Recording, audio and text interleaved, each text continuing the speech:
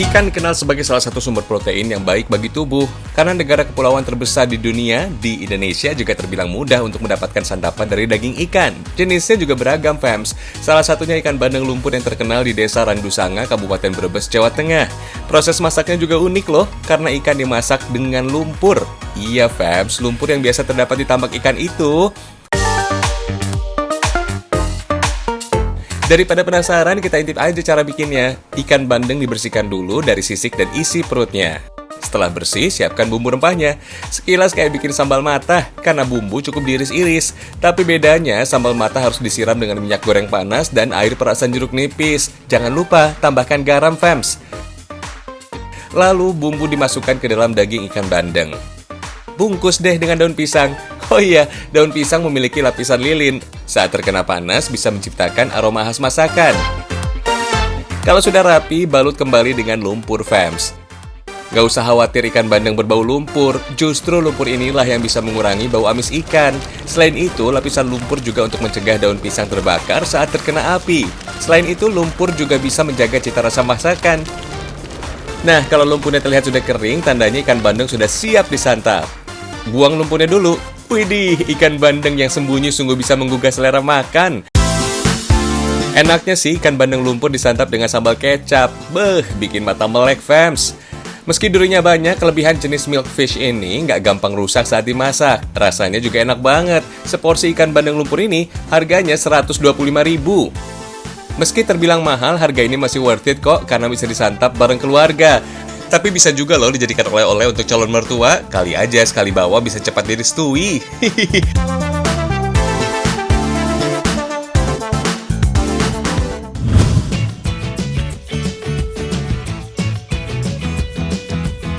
Ngomongin bandeng, Desa Tebalo, Kecamatan Manyar, Gresik menjadi salah satu daerah penghasilnya.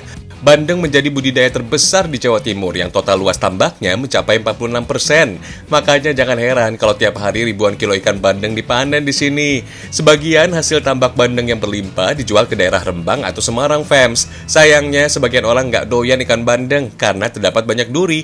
Menurutnya repot makannya, fams. Nah, alasan itulah yang membuat warga setempat berpikir agar bandeng makin laku di pasaran. Kemudian dibuatlah cabut duri bandeng ini. Oh ya, Desa Tebalo sudah diresmikan menjadi desa wisata cabut duri bandeng. Makanya kalian bisa dengan mudah melihat warga yang sibuk mencabut duri-duri halus ikan bandeng. Kegiatan ini biasa dilakukan oleh kaum perempuan. Teknik cabut duri nggak boleh dilakukan asal.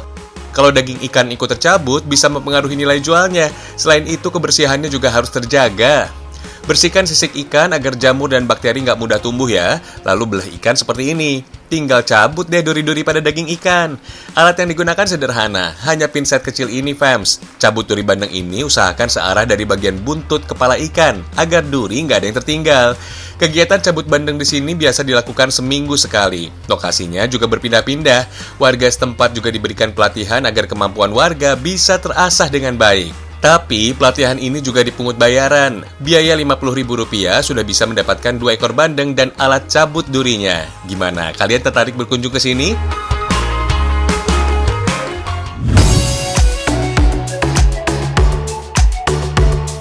Kalian sudah tahu dong kalau ikan bandeng itu salah satu ikan yang kaya zat gizi. Bahkan gizinya ngalah-ngalahin salmon yang mahal tuh, fams. Selain itu, ikan bandeng juga gampang banget dicari. Mulai dari pasar tradisional, abang tukang sayur, pasar modern, restoran, ada. Oh ya, kualitas bandeng dari Kabupaten Gresik, Jawa Timur juga nggak ecek-ecek. Bandeng Gresik sudah kesohor lintas dunia dan memenuhi standar ekspor.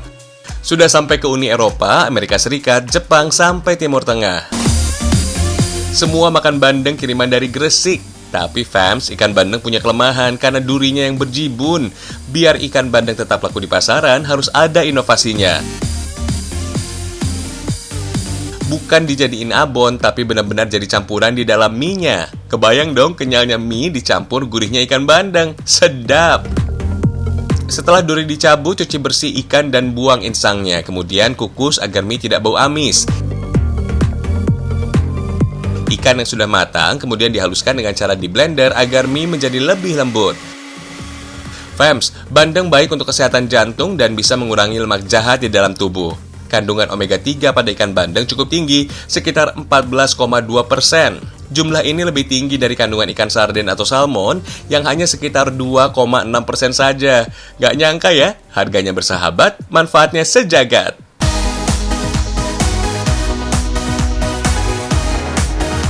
Namanya juga mie instan, jadi harus melewati proses pengeringan dulu. Kalau lagi musim panas, bisa pakai tenaga matahari. Tapi kalau sudah mulai masuk musim penghujan kayak gini, harus dikeringkan pakai oven selama 1 jam, sampai tekstur mie bandeng jadi kaku dan kering. Waktunya packing, fams. Jangan lupa masukkan bumbu-bumbunya.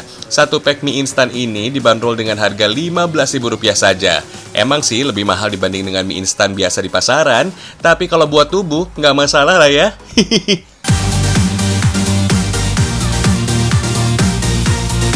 Oh ya, cara masak mie bandeng ini masih sama kayak mie instan pada umumnya. Rebus mie kurang lebih 3 menit saja. Masukkan deh bumbu-bumbunya. Mie-nya lembut banget dan gak ada aroma amis dari ikan bandengnya. Ikannya makin berasa dengan tambahan abon bandeng ini. Mantap!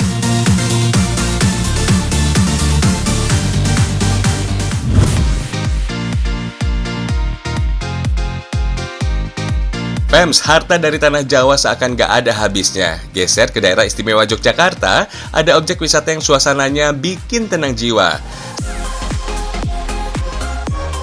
Aliran di sungai ini juga ramah banget buat anak-anak. Kalau buat orang dewasa cukup nyelupin kaki sambil main-main udah bikin happy kok, Fams. Airnya jernih, dingin, dan sejuk abis. Bener-bener ala pegunungan banget.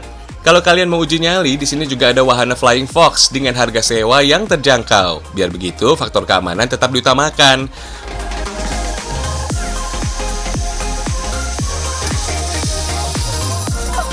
Fams, main Flying Fox di sini ada 2 rute seluncuran dengan jarak dan ketinggian yang berbeda. Pertama, panjangnya 180 meter, Fams. Sedangkan Flying Fox arah sebaliknya 150 meter.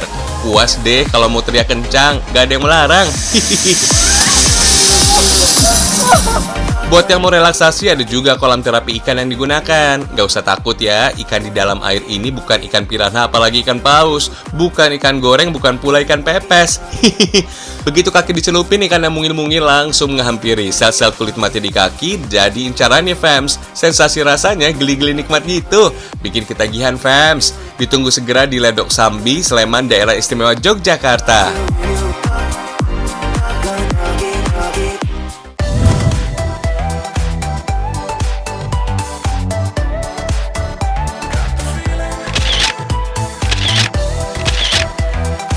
Pergi belanja ke pasar baru, jangan lupa dandan biar makin unyu. Hari ini kita buat seru sambil menyusuri tanah Melayu. Kita udah sampai di Kota Pekanbaru, Provinsi Riau. Gak selalu soal cuacanya yang panas, masih banyak pilihan wisata yang menyejukkan mata. Salah satunya di sini, wisata alam Mayang. Di sini menawarkan aneka permainan seru.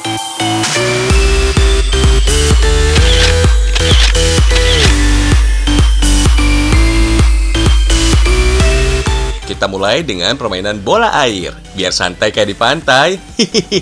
Warnanya yang transparan memang bikin gemes, tapi jangan khawatir tenggelam ya, karena si bola air atau waterball ini bisa menahan benda di permukaan. Jadi dia bakal tetap stabil. Bahannya yang tebal bikin kamu bisa bebas bergerak sesuka hati. Asalkan posisi resleting harus tetap di bagian atas, supaya nggak bocor pengamannya.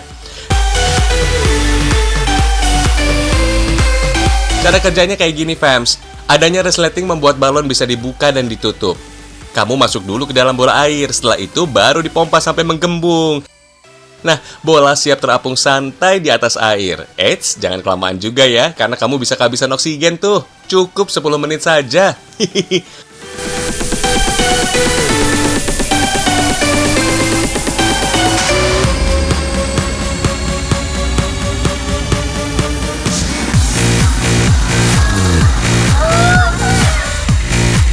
Permainan ini nggak kalah sama yang ada di kota besar lainnya. Tetap bikin jantung berasa mau copot. Makin dilempar tinggi, makin adrenalin kita jadi terpacu. Prinsip wahana ini sama kayak ayunan gitu, Fams. Dia bergerak maju dan mundur dengan kecepatan yang diatur secara elektronik. Kalian bakal ngerasain sensasi badan tertarik ke bawah dengan kuat.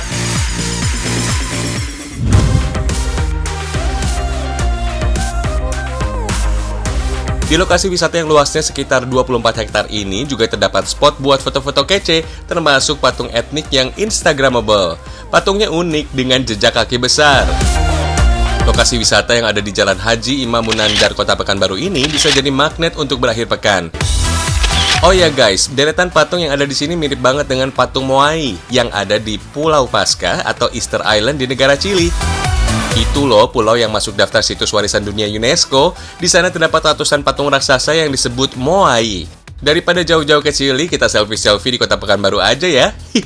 Lumayan kan, ngirit tiket pesawat.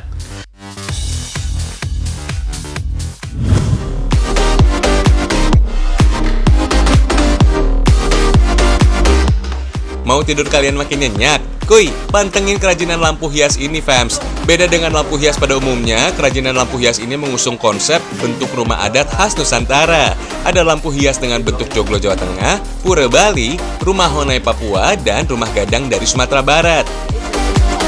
Uniknya, kerajinan lampu hias ini hanya mengandalkan limbah barang bekas fams, seperti kayu, karung goni, dan lainnya. Ide awalnya sudah ada sejak tahun 2016 lalu. Dalam seminggu setidaknya ada 3 lampu hias yang dihasilkan. Proses pembuatannya cukup membutuhkan kreativitas tinggi fams, seperti pada pembuatan lampu hias dengan tema rumah Honai khas Papua ini. Bahannya terdiri dari limbah kayu, tempurung kelapa, karung goni, decoupage, gunting, lem, dan perangkat lainnya. Langsung masuk ke pembuatan lampu hias. Bagian kayu kemudian disusun sesuai bentuk yang diinginkan, kemudian lanjut dengan proses pewarnaan. Untuk tahapan ini, pengrajin menggunakan metode decoupage, yaitu sejenis tisu khusus yang diaplikasikan pada media. Rekatkan decoupage pada beberapa sudut lampu hias untuk memberikan efek tradisional, kemudian keringkan. Olesi bagian luar dengan lem kayu berulang kali. Kalau sudah, masuk ke proses lainnya. Untuk bagian atapnya dibuat dari serabut karung goni fams. Tempelkan serabut pada tempurung menggunakan lem kayu. Pastikan bagian atap tertutup rapi. Terakhir, pemasangan saklar listriknya.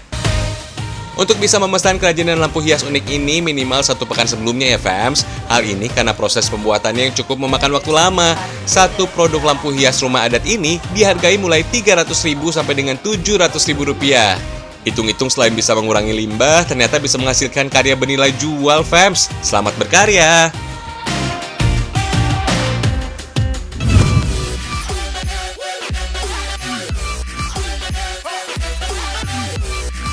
Masih sajian khas suku Osing fams, ini juga nggak kalah menarik, namanya ayam kesrut. Kata kesrut diambil dari cara makan masakan ini yang diseruput atau masyarakat setempat menyebutnya kesrut. Sekilas ayam kesrut mirip dengan sayur asem, tapi bedanya sajian ini menggunakan potongan daging ayam kampung dan kuah yang pedas. Ini dia fams bumbu yang dipakai untuk membuat ayam kesrut. Cita rasa segarnya karena terdapat tambahan tomat dan belimbing wuluh atau belimbing sayur. Mengingat kuliner ini terbilang langka, ayam kesrut kembali diperkenalkan dalam Festival Banyuwangi pada tahun 2018 lalu. Untuk bikinnya nggak susah kok, bahannya juga terbilang mudah. Fams, beberapa masyarakat ada yang menambahkan jagung serut dalam sajian ayam kesrut. Serutan jagung dipercaya bisa bikin masakan jadi lebih segar. Oh ya, ayam kesrut sebenarnya sudah populer sejak tahun 1950-an. Setelah kedatangan penjajah Jepang, isi makanan ini nggak hanya berisi daging ayam saja, tapi juga ada yang ditambahkan balungan atau tulangan ayam, seperti ceker dan sayap. Saat itu, masyarakat sangat sulit mencari bahan makanan, sehingga dibuatlah masakan dengan bahan seadanya. Oh ya, proses masak pecel pitik ternyata masih memakai gerabah fams. Alat masak tradisional ini dipercaya bisa mempertahankan nutrisi bahan makanan, berbeda dengan penggunaan panci yang terbuat dari aluminium. Setelah rebusan ayam mendidih, masukkan semua bumbu halus dan bahan pelengkap lainnya. Fams, belimbing wulu nggak cuma bikin segar masakan saja, kandungan vitamin C atau asam askorbatnya ternyata baik untuk kesehatan kulit dan bisa menunda penuaan. Duh, jadi nggak sabar menyantapnya deh.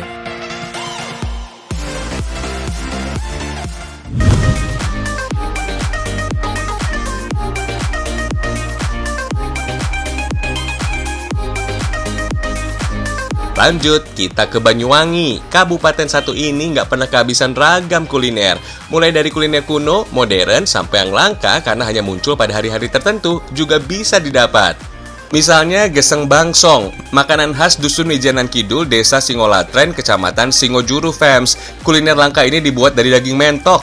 Sajian ini biasa disuguhkan masyarakat setempat dalam hari-hari besar Islam seperti Hari Raya Idul Fitri, Isra Miraj, Maulid Nabi, hingga Idul Adha. Menurut sejarahnya, kuliner langka ini biasa tersaji secara turun-temurun sejak ratusan tahun yang lalu, kemudian dilestarikan sampai sekarang. Pems, cita rasa khas asam dan segar disebabkan adanya tambahan daun wadung. Daun ini nggak dibudidayakan secara khusus, melainkan tumbuh secara liar di sekitar rumah warga atau di pinggir jalan. Seakan tahu dengan situasi, daun wadung ini tumbuh lebat saat menjelang Hari Raya, Fems. Kemudian daunnya kembali sulit didapat ketika Hari Raya sudah berlalu. Itu sebabnya geseng bangsong nggak bisa dijual setiap hari di warung makan. Untuk bahan lain yang digunakan lumayan banyak. Yang jelas, cabai wajib ada hukumnya, biar rasa pedas masakan semakin nampol. Daging mentok juga jadi kunci, Fems. Nama mentok sendiri diambil dari bahasa Jawa. Di daerah lain, unggas satu ini disebut dengan entok atau bebek Manila. Mentok adalah sejenis unggas berkaki pendek yang masih satu keluarga dengan bebek. Daging ini jadi ciri khas karena dagingnya dinilai mudah menyerap bumbu rempah. Masih sama seperti bebek, mentok juga punya aroma yang khas. Untuk menghilangkan aroma ini bisa pakai jeruk nipis, Fems. Nggak cuma menghilangkan bau amisnya saja, air perasan jeruk nipis bisa menimbulkan aroma dan rasa yang khas. Nah, jahe, kunyit, dan serai ini dipercaya ampuh untuk menghilangkan bau amis mentok. Sedangkan lengkuas sebagai penyedap alami bersama daun jeruk. Rebus daging mentok selama 2 jam sampai teksturnya benar-benar empuk, Fems. Kalau nggak doyan sama mentok, kalian bisa menggantinya dengan ayam atau sapi kok. Sesuaikan dengan selera kalian aja, Fems. Kalau airnya sudah berubah kehijauan, artinya mentok sudah matang. Angkat dan tiriskan deh. Eits, belum selesai nih. Geseng juga harus kembali diolah dengan bumbu khusus. Ada tambahan terasi dan gula merah sebagai penyedap rasanya. Disusul masukkan daun wadung. Sekilas, tekstur daun ini terlihat seperti daun melinjo muda. Hanya saja daun wadung memiliki aroma segar dan membuat tekstur daging menjadi lebih kesat. Kalau sudah halus, bumbu langsung dimasak, Fems. Tumis sampai mengeluarkan aroma harum, Fems. Buat yang suka pedas, bisa ditambahkan cabai utuh. Beuh, bumbunya terlihat seger banget. Terakhir, masukkan mentoknya deh. Tambahkan sedikit air dan aduk sebentar ya. Kalau kuahnya sudah meletup-letup, tandanya geseng bangsong sudah bisa dinikmati. Wah, cocok juga nih dijadikan inspirasi untuk menu makan siang kalian. Mentok yang kayak protein ini dinilai mengandung zat besi untuk pembentukan sel darah merah.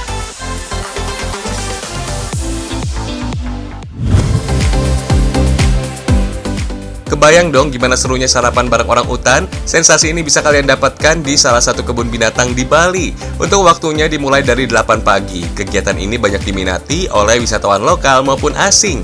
Jangan mikir yang enggak-enggak dulu, ini bukan bentuk mengeksploitasi binatang. Orang utan yang ada di sini adalah salah satu penghuni kebun binatang yang resmi dititipkan dan dirawat oleh pihak kebun binatang yang beri asupan sesuai dengan kebutuhan mereka.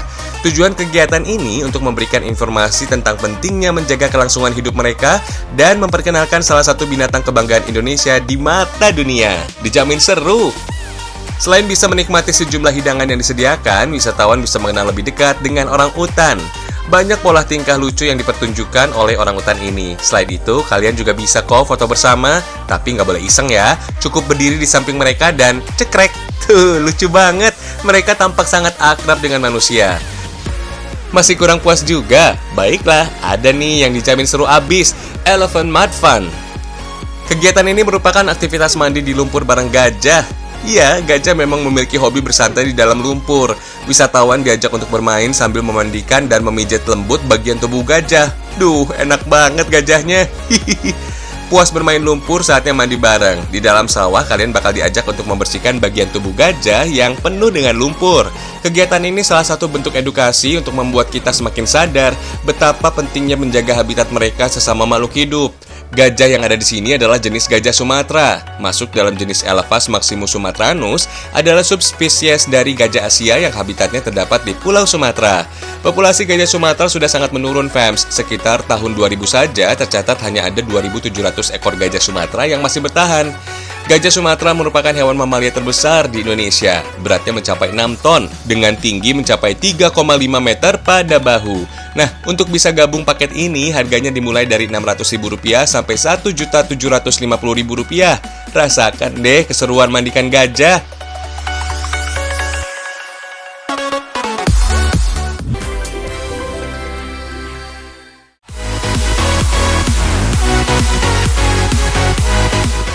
Sekarang jadi percaya kan, harta Nusantara begitu luar biasa. Dari kuliner, seni, dan budaya, sampai objek wisatanya, semua istimewa.